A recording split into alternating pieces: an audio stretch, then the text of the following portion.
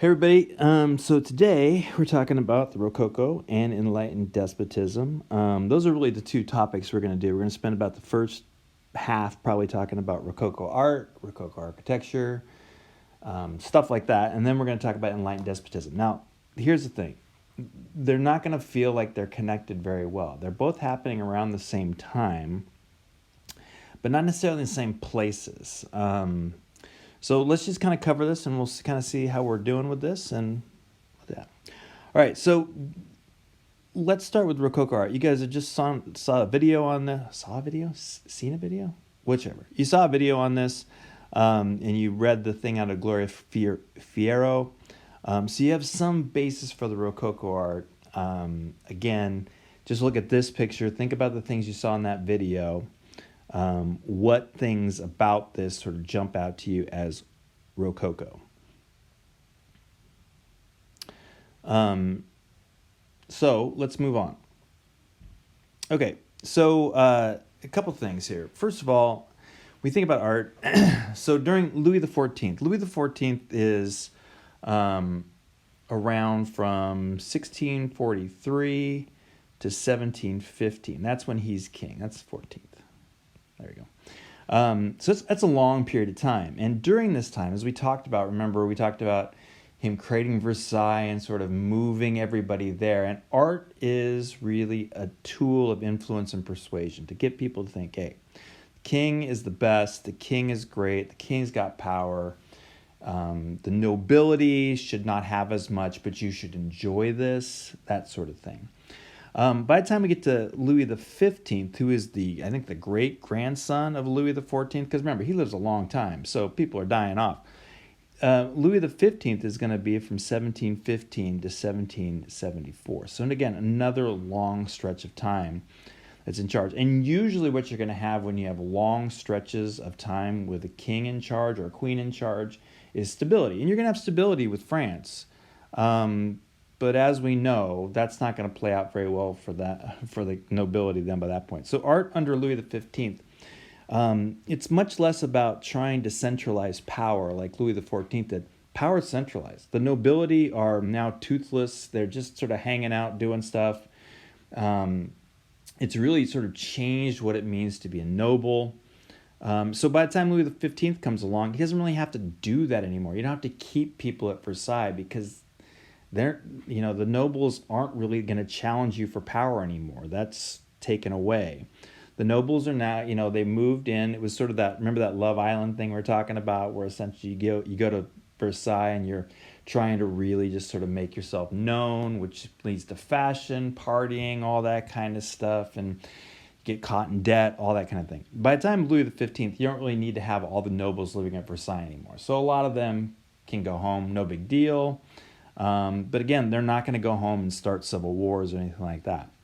But so art, it's the more aesthetic task. You're communicating thought through beauty. And the thoughts you're trying to communicate are not that deep. I got to be honest with you here.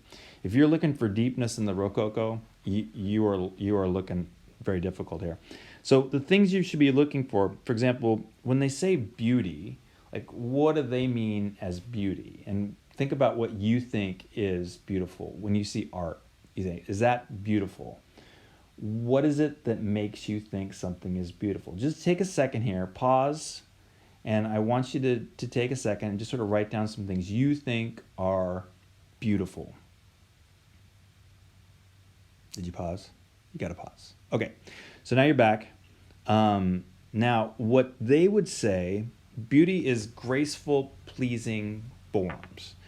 And I don't know that we necessarily would disagree with that. But again, what makes a form graceful and pleasing is going to change from time to time. For example, what is the most sort of beautiful painting or a beautiful fashion or even a beautiful man or woman is going to change from time to time. Like how is that sort of shaped? But so graceful, pleasing forms, you saw in that video, you're not going to see a lot of harsh sort of things. You're going to see curves. The other thing is, what about the themes? Again, you're not going to see the religious themes. You're not going to see the themes of war and things like that. You're going to get lighter themes. So not just lighter in terms of color palette, right? But you're going to get lighter in terms of just sort of seeing the world like through rose-colored glasses. Like everything's super awesome. Look at how great everything is. And again, remember that the audience of this art is going to be the nobility.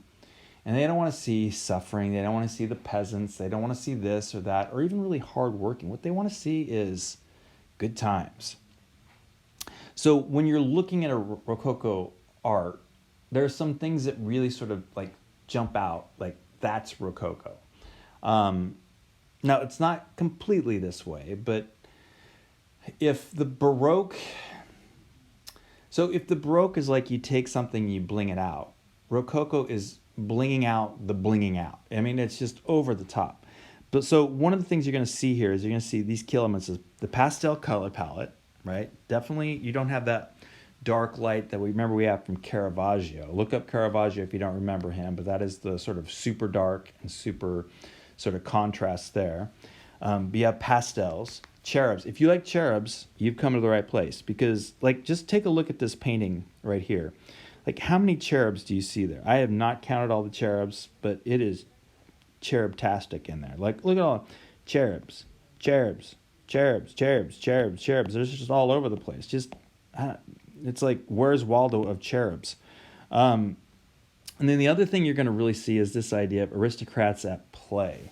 Again, they're not working because aristocrats are not working, right? They have leisure time, and the leisure time they are hanging out. Again, I hate to make the Love Island thing work so hard here, but it really is just sort of, I got leisure time, I got nothing better to do than to hang out and just sort of have fun. And that's kind of what this is as well. So let's take a look at some of these, a few paintings very quickly. You saw this one from the video, and again, I want to point out just the sort of, they're at play.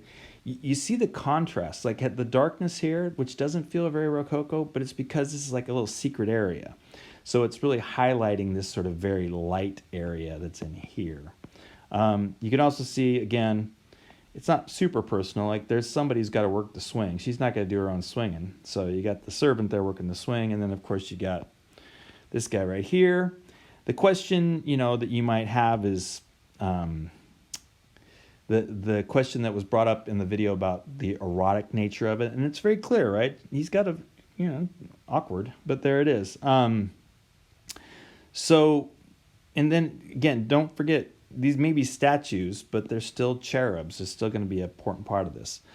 Here's another painting that I want to ask you a question about, because this has come up in other classes before.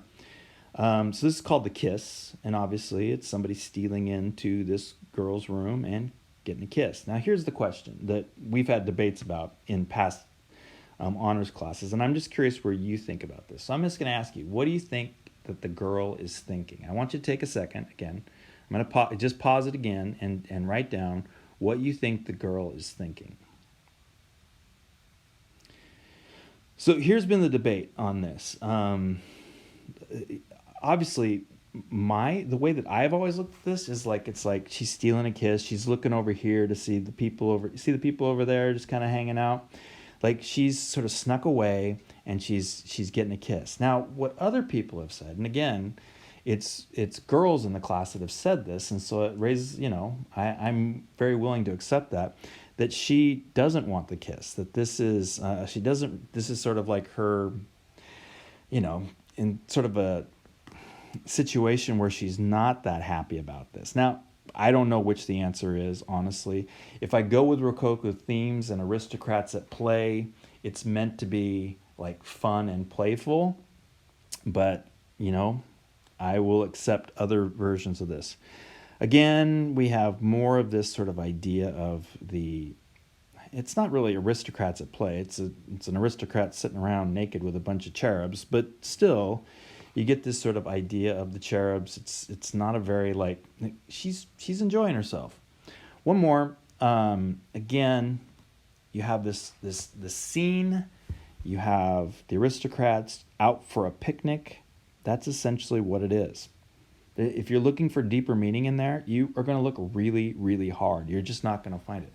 I don't see cherubs. That might be a cherub. I don't know what that is right there. It could just be a dog or a bush. But still, we have the pastel colors. We have the aristocrats at play. We have very much that. All right, so the next thing you're going to look at, you're going to watch a video now about Madame de Pompadour, and then we'll come back here.